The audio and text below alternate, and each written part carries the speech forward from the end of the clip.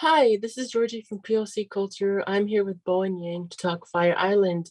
Bowen, can you tell me about getting involved with this project?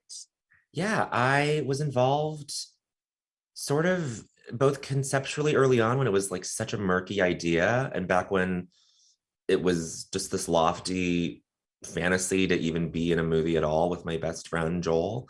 But Joel sort of had the idea when we both went to Fire Island together, and he was reading Pride and Prejudice, and he said, "Wouldn't it be so funny if I wrote a modern retelling of the story that took place here and had all gay men?" And then fast forward several years later, and I finally had a draft of that script that he was talking about that he made good on writing. And the characters' names were originally Joel and Bowen, and it felt like it was envisioned for us to be in it together. But both of us were at a place in our careers where we couldn't necessarily sell a movie based on our attachments. And then, it took a lot of investment in our own careers and time so that we could get it done. And I'm sort of, it's so surreal that it's finally happening. That's awesome. Can you talk a little bit about working with him since he's your friend and how Yeah. that? Well, the relationship was such an escalation and an evolution of what we were used to before. I mean, we definitely worked together before in terms of being on the same shows and just live shows, comedy shows in New York, and, writing him into these like silly little plays that I would do.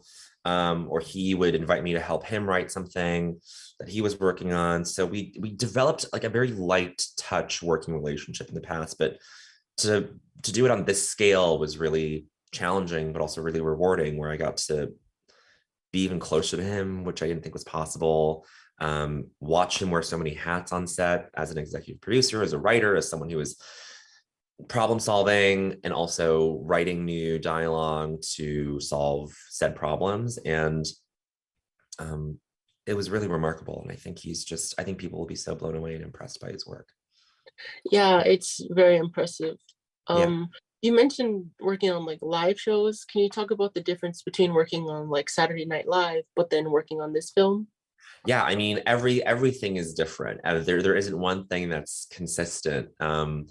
Even in the delivery style there, even in the way that things are developed there, it's in such a short amount of time. From Tuesday to Saturday, you can have an idea Tuesday, and then on Saturday it's on TV. And when it's on TV on Saturday, you can judge as the person in the piece whether or not it succeeds or fails, whether or not it's getting laughs, whether or not people find it funny. Um, and for this was something that was developed over a long period of time, and even during production, I sat with this character not really sure if I was delivering on what was asked of me, because I wasn't really driving the jokes and the comedy necessarily in this, and I was more about sort of representing like an emotional core to the story.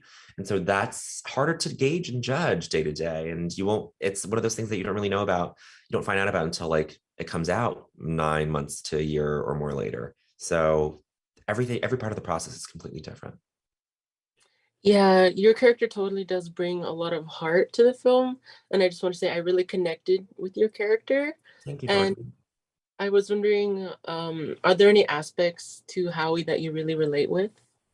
Absolutely. I think his ideals for romance, I think, are definitely in me. I'm a little less guileless than he is. I think he's just someone who has no game, doesn't really know how to even begin to like develop a relationship with someone until he meets someone like Charlie, who is just so smitten with him, which is just so sweet. Like that Charlie is able to like Howie for all of his quirks is just really nice. And I think I share this insecurity too that I think a lot of queer people have, and especially a lot of queer people of color have, where they feel like they don't fit into some specific mold of a gay person, especially a gay person who might, especially the gay patronage of Fire Island, where it feels like only one kind of person belongs, even though supposedly it's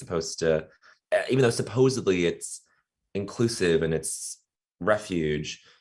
I think the idea of belonging there has sort of transformed over time. And hopefully, people watching this movie can come away with some filled out, rounded out notion of thinking, you can have this transformative experience on the island if you go with the right people, if you go with people that make you feel like you belong there. That's great. So is the idea of found family something you hope that people take away from this film? That if they go with the right people. Definitely. Yeah, definitely. And having a found family means that you can go anywhere as long as you have the right people. Um, Even situations that are not queer at all, as long as you're there with those people that you have developed such a close relationship with, you can sort of venture into any space. I I really hope people come away with that. I think it's something that people might need to be familiarized with again. Like I've certainly lost that sense of found family after the couple years we've had, and it's nice to sort of recalibrate to that and have this movie as this really nice, touching model of what that looks like. Love that. And speaking of Charlie, how exciting was it for you to portray the romance in this film? Because you and that character are so adorable together on screen. If you could tell me about. Oh. Yeah, I mean, James Scully, who plays Charlie, was a friend of mine for a little bit before we worked together on the movie, and um, his boyfriend is one of my best friends and collaborators, Julio Torres, and we were just very good friends. And he came in to read and chemistry test for Charlie, and he and I just had this like really special, I would say, I guess, closeness and intimacy that we were able to translate into this specific relationship. And he's very different from Charlie. I'm pretty different from Howie, but um, I did lean on him really heavily because he is a pretty experienced, educated actor. He's done a lot of great work on screen, and I sort of let him. It was very collaborative in the way we shaped it together. But like we made playlists for each other as the characters. We, talked about like what these people's lives were before they meet and after they meet. And it was really nice to build that together with him and just have that be background for us to work off of and make that romance feel believable. Awesome. I wanted to ask as well, what does this film mean to you, being one that centers on queer Asian American characters and their friendship, getting Oh, to tell that story? yeah, it means everything. I never expected this, I feel like I always should have, um, in sort of my pie in the sky dreams, but I feel like seeing this come out and seeing people respond to it is so surreal and touching that people who are not queer and Asian are connecting to that story, to that universal idea of um, a feeling a little bit pushed to the side and yet still finding some sense of community and wish fulfillment in the end. I mean, it's the wish fulfillment that I think is um, probably the most uplifting thing. I watch it, and I watch it. I mean, like, so the thing that Howie and I don't have in common is that he has a boyfriend by the end, and I don't still. And so I'm like, I watch it, and I go, wow, like there's a thing I can connect to here where I can sort of picture a version of my life as someone who's somewhat similar to Howie, playing out in this way that is really really nice and sweet by the end. I love that. Thank you so much for your time. Thanks, And Georgie. Air Island comes out soon. Thank you. Yeah, thank you. Have a good day. You too. It was very nice to meet you. Nice to meet you.